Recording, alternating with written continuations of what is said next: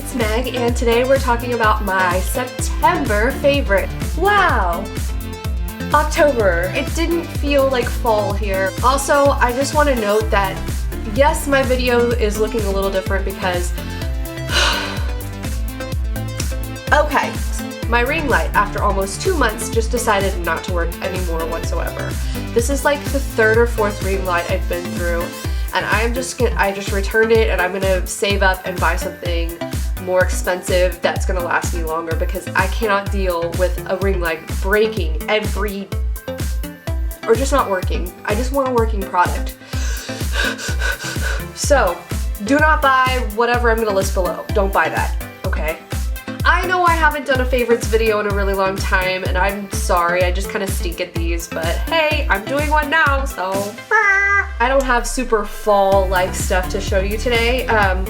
We did just get back from a trip to New England, which made me really excited for cooler weather, except we don't really get that till like the end of October here. So there's not like a lot of like new things in this collection today. I decided to choose things that I have just been using nonstop. Like I just cannot put down. And you may have seen me talk about them before, but nonetheless, I really like them and they've been on repeat all month.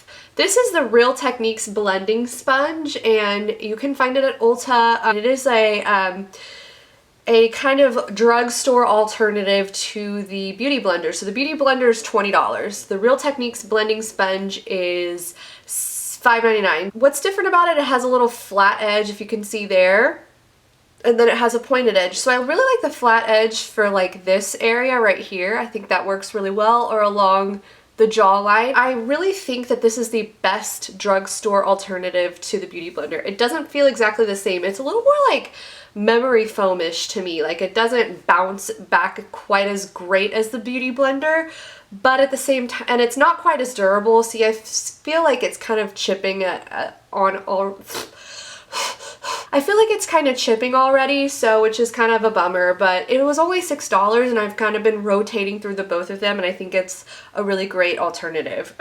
Second thing I've just been using literally the entire month of September is it's such a mess right now, the CoverGirl Outlast Stay Fabulous 3-in-1 foundation. So I hate how the clear top just looks like a hot mess, but here it is. It's prettier this way, right? This is a really great medium to full coverage foundation, but I feel like it blends really well. I feel like you can build up the coverage or sheer it out if you want, especially if you use a beauty blender. I also like that it has sunscreen in it because it's still really hot outside. So this is a great I feel like this is a great transitional summer to fall foundation if you really like full coverage. But I don't know, I feel like it's not as as the color stay, you know, it feels almost like paint where it dries and it's just really matte. I feel like this is kind of a good alternative to that.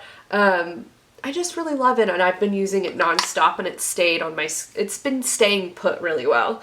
This one is like hard to see because it's rubbed off, but this is the It Cosmetics Bye Bye Under Eye, and it's a super thick concealer that's meant to be used under your eyes. Like it's so thick, it's like you have to and a lot of people don't like this, but I don't know, maybe it's because I'm a little older now and I feel like a lot of older women love this. I use just the tiniest bit, and I stick it in between these fingers, and I'll just dab it all around my eyes, and then just really blend it in. Then I'll do a highlighting concealer over it, blend it out again, and then I'll press a loose powder into it, kind of baking my concealer. And I feel like my under eye area has been looking really great since I've done this, and I've really been loving this. It's not for everybody. It's super thick. It's really finicky to work with, so once you kind of get down how it works best for you, I feel like it's a really great product. This is kind of a new product for me. I've got it in the last maybe 2 months, and I feel like it is a game changer, and I love it so much. It is the Anastasia Beverly Hills Dip Brow Pomade, and it's this it's almost like a mousse sort of consistency. it's almost like a gel eyeliner for your eyebrows, except it isn't like Sharpie eyebrows. What I really like about this is it's really changed the way that I do my brows, and I feel like they are looking really good lately. And what I do is, I am a diehard Brow Wiz lover, and I will always be a Brow Wiz lover. And what I do is I outline my eyebrows with the Brow Wiz really softly. I just do the under area and the above area, and then just sort of blend it out. And then I fill in my brows with the Dip Brow Pomade. And I've just struggled a lot with my brows, getting them to look really uniform, and like I have really thick eyebrow hairs. It's kind of gross, but they're almost like, how do I explain it? Like wiry, if you will. Like it's kind of gross, but I feel like this is the only thing that really gets in there and like fills it in and makes it look just so uniform and pretty. Like, can you tell? They look really good lately, right? But I feel like this is a great thing to use when you're filling in, not for detail work. Maybe I'll do a brow video soon. Would you guys be interested in seeing that? I mean, I know there's 1.5 million brow tutorials out there, but maybe seeing me do my brows would be helpful. Just let me know. I mean, if not, it's okay. Like, I know you could just type in eyebrow tutorial in YouTube and find a lot more talented people than me. I've mentioned this before. I also mentioned this in my top 10 drugstore mascara post. I've been using this CoverGirl Supersizer. I don't even know if I've even mentioned this in a favorites video, but I feel like I don't care because I've been using this non-frickin' stop. I don't think I used a different mascara at all in September. Kind of a very different brush. So it's very different. It's reverse tapered, so it's tapered this way, and it's almost like a triangular looking brush. Can you see? And I love the way it makes my lashes look. I also traveled with this mascara. I usually travel with a non-waterproof mascara, but I hate the way non-waterproof mascara kind of flakes on me after a while. But I took this because it doesn't flake and it doesn't like melt away from me, if that makes sense. So one other thing I really been loving is this blush from Essence, and it's called the Essence Silky Touch Blush, and it is in the shade Autumn Peach. I feel like this is a good transitional blush from summer to fall. I feel like it can work pretty much year round. It's very neutral feeling. It is a peachy blush, but it's I feel like it just works year round, and I've been really into not super bright blushes lately. I've been into more of the nude sort of feel to blushes lately, and I think that this is gorgeous. Okay, this is like $3. You can find the Essence stuff at Ulta, and it's like, they're really soft, very creamy feeling, like when you rub it in between your fingers, and it's just a very satin finish. It's not very sparkly, and it looks really good on the cheeks. I'll have it on right now on my face.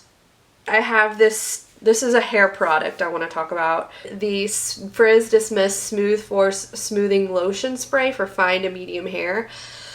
I have kind of a hate relationship with most leave-in like sprays for hair because my hair is fine, and I feel like if I spray something like this on my hair, it'll just like make my hair really greasy, and it just doesn't do anything. So when I find a product like this, it's a game changer for me, because let's face it, I live in Houston. It's really freaking humid all the time. You just put it on damp hair after you shower before you blow dry, or a lot of times I'll just let my hair air dry, and this is really great for that. It's been keeping my hair really smooth, but it hasn't felt heavy, so I love it, and I'm gonna continue using it in October because it's gonna be humid all the time here. Okay, I have one other thing that I have to show you. I haven't been using it the whole month of September. I bought it last week, but I feel like it's worth showing because it's one of those seasonal items that I don't want to wait till next month. It is this maroon burgundy bag. It's from H&M. It has these really lovely gold things. I'm really bad at describing life. Really, what are these things called? I don't know. These things. These strings. I loved it because I really wanted a burgundy bag, something that's really great for fall, but I didn't want to spend a lot of money. This was $25 at H&M. And I like it, well, here you can kind of see in it, look, I have diapers and goldfish. But like it has a zipper pocket right here, and this is really awkward. And then it has like 2 little pockets for cell phones and things, and then it has a zipper, so it zips up, and it's just a great little tote bag. I haven't bought a purse in like so long, so I figured this was worth mentioning. So that's it, you guys. What have you been loving this past month? I really need to know because I'm nosy and I want to add things to my list. I hope you guys are having a fantastic week, and I hope your October is off to an amazing start. And I will see you guys in my next video. Adios, and goodbye.